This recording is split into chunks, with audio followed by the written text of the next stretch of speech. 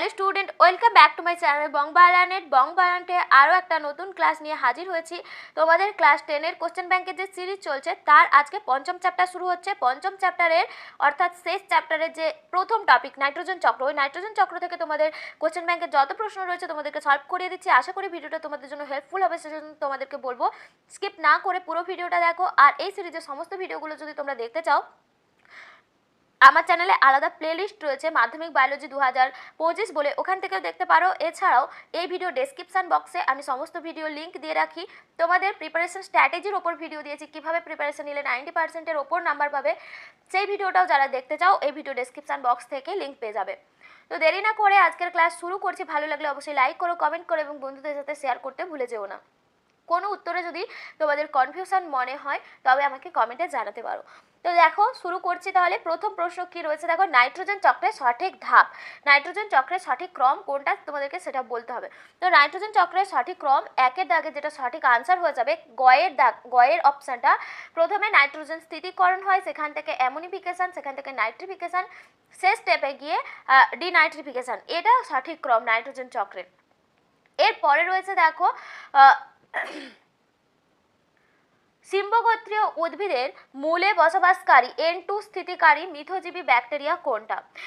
এখানে বলেছে দেখো সিম্বগোত্রীয় উদ্ভিদের মূলে, সেই জন্য এখানে অপশন ক হয়ে যাবে সঠিক আনসার, রাইজোবিয়াম, সিম্বগোত্রীয় উদ্ভিদের মূলে বসবাস করে নাইট্রোজেন স্থিতিকারী মিথজীবী ব্যাকটেরিয়া। এরপরে রয়েছে সিউডোমোনাস জীবাণুটি নাইট্রোজেন চক্রের পদার্থ কোন ধাপের সঙ্গে যুক্ত। এটা হয়ে যাবে অপশন গয়েরটা, ডিনাইট্রিফিকেশন। এখানে দেখা যাচ্ছে না, দেখো অপশন গয়েরটা ডিনাইট্রিফিকেশন, এটা হয়ে যাবে তোমাদের সঠিক উত্তর। এরপরে রয়েছে মাটিতে আবদ্ধ নাইট্রোজেন ঘটিত যৌগ ভেঙে নাইট্রোজেনকে মুক্ত পরিবেশে ফিরিয়ে দেওয়ার প্রক্রিয়াটিকে কি বলা হয়।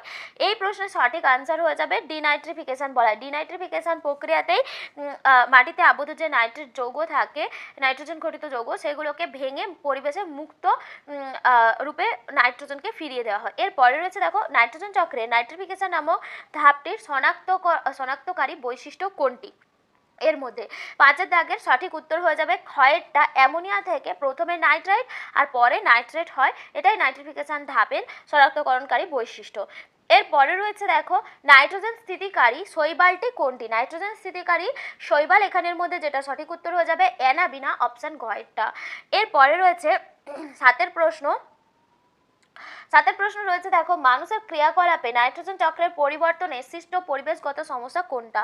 এখানে সবগুলোই হয়ে যাবে অ্যাসিড বৃষ্টি, গ্রিনহাউস প্রভাব, ওজোন গহ্বর, সব কটাই দেখা যায়।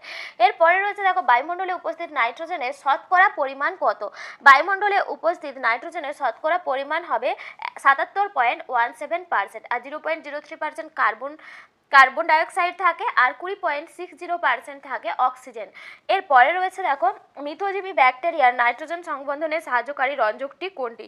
9 দাগের উত্তর হয়ে যাবে ক্ষয়েরটা, লেগ হিমোগ্লোবিন।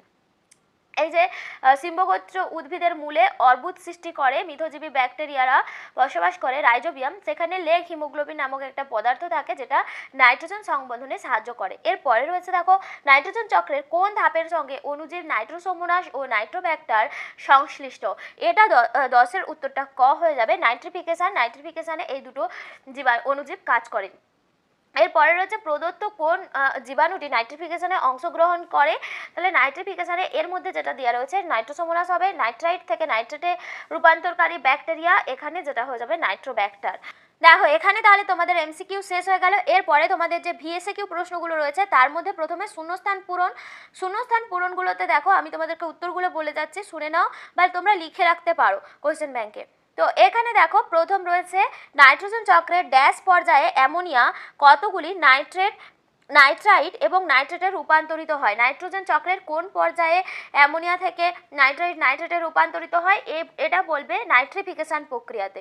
এর পরেরটাও অথবাটাও নাইট্রিফিকেশনই উত্তর হবে। এরপরে রয়েছে যে প্রক্রিয়ায় সংযুক্ত নাইট্রোজেনযুক্ত অণুজীব দ্বারা বিয়োজিত হয়ে অ্যামোনিয়ায় পরিণত হয়। এখানটায় নাইট্রোজেনযুক্ত যে কোনো জৈব যৌগ যখন অ্যামোনিয়ায় পরিণত হয় সেই প্রক্রিয়াটাকে বলা হয় অ্যামোনিফিকেশন। এরপরে রয়েছে দেখো মিথজীবী ব্যাকটেরিয়ার ক্ষেত্রে নাইট্রোজেন ড্যাশ উৎসেচক বায়ুর গ্যাসীয় নাইট্রোজেনকে অ্যামোনিয়াতে পরিণত করতে সাহায্য করে, এটা লিখবে নাইট্রোজিনেজ উৎসেচক। নাইট্রোজিনেজ উৎসেচক। পরেরটা রয়েছে দেখো নাইট্রোজেন সংবন্ধনকারী উৎসেচক, নাইট্রোজিনেজ হবে। এরপরে রয়েছে উদ্ভিদরা মাটি থেকে নাইট্রোজেনকে ড্যাশ লবণ রূপে শোষণ করে, এটা বলবে নাইট্রেট লবণ রূপে। নাইট্রোজেন মৃত্তিকাতেও নাইট্রেট লবণ রূপেই সঞ্চিত থাকে।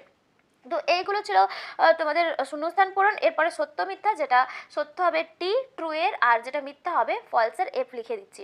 দেখো এখানে রয়েছে ডিনাইট্রিফিকেশন প্রক্রিয়ায় বায়ুমণ্ডলে যে গ্যাসটি উৎপন্ন হয় তা হলো নাইট্রোজেন, এটা হবে ট্রু।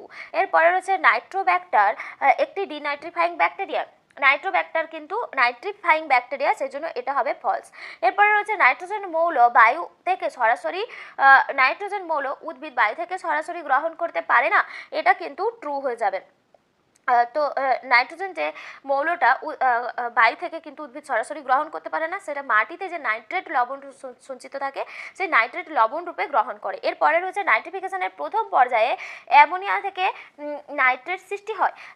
নাইট্রিফিকেশনের প্রথম পর্যায়ে অ্যামোনিয়া থেকে নাইট্রেট সৃষ্টি হয় না, এটা হয়ে যাবে নাইট্রাইট সৃষ্টি হয়, সেজন্য এটা ফলস হয়ে যাবে।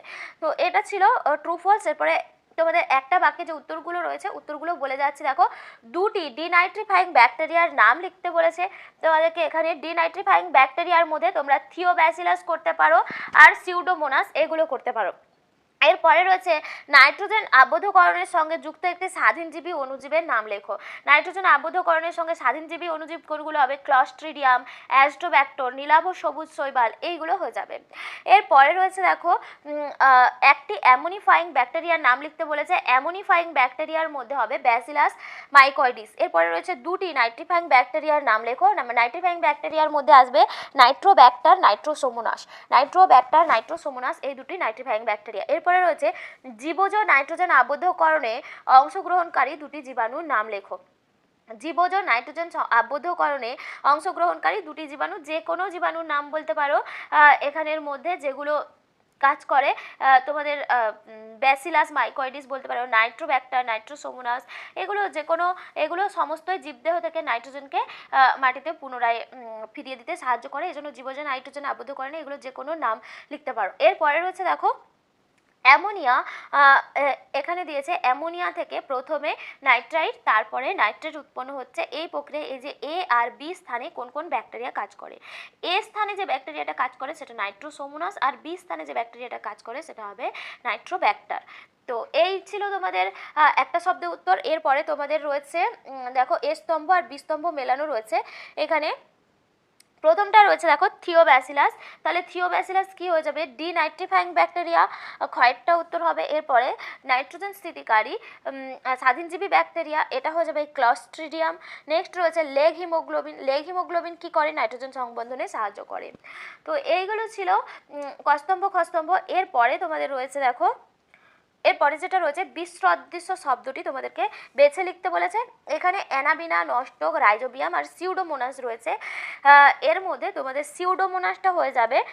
আর যেগুলো অ্যানাবিনা, নষ্টক, রাইজোবিয়াম এইগুলো কিন্তু সমস্ত স্বাধীনজীবী জীবাণু, যেগুলো স্বাধীনভাবে বসবাস করে, নাইট্রোজেন স্থিতিকরণে সাহায্য করে। কিন্তু যেটা হচ্ছে কি সিউডোমোনাস, এটা জীবদেহ থেকে নাইট্রোজেনকে মাটিতে পুনরায় প্রবেশ করতে সাহায্য করে। এইগুলো সেই জন্য এটা আলাদা, বাকিগুলো একই। তো এখানে বলেছে দেখো পরেরটা বলেছে অ্যামোনিফিকেশন, ইউট্রোফিকেশন, নাইট্রিফিকেশন, ডিনাইট্রিফিকেশন। এর মধ্যে ইউট্রোফিকেশন আলাদা হয়ে যাবে। ইউট্রোফিকেশন জল দূষণের একটা ঘটনা।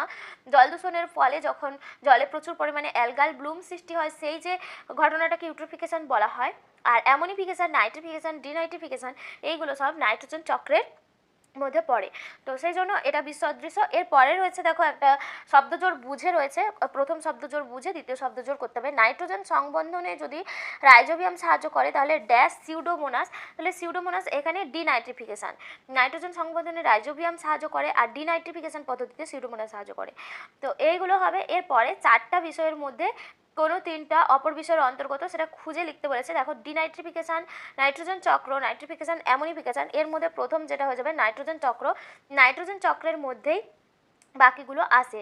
তো নাইট্রোজেন চক্রের মধ্যে ডিনাইট্রিফিকেশন, নাইট্রিফিকেশন, অ্যামোনিফিকেশন সমস্ত পদ্ধতিগুলো ঘটে, সেজন্য এখানে নাইট্রোজেন চক্র হয়ে যাবে সঠিক উত্তর। তো এটা ছিল তোমাদের একটা ছোট্ট টপিক, নাইট্রোজেন চক্র, যেটা পরিবেশ ও তার সম্পদ এবং তাদের সংরক্ষণ যে চ্যাপ্টারটা থেকে। তো প্রশ্নের উত্তরে যদি কোথাও তোমাদের ডাউট থাকে আমাকে অবশ্যই কমেন্টে জানাবে। আজকের ভিডিও এখানে শেষ করছি, আবার দেখা হবে পরবর্তী একটা ভিডিওতে। ততক্ষণ সবাই খুব ভালো থেকো, সুস্থ থেকো, টাটা।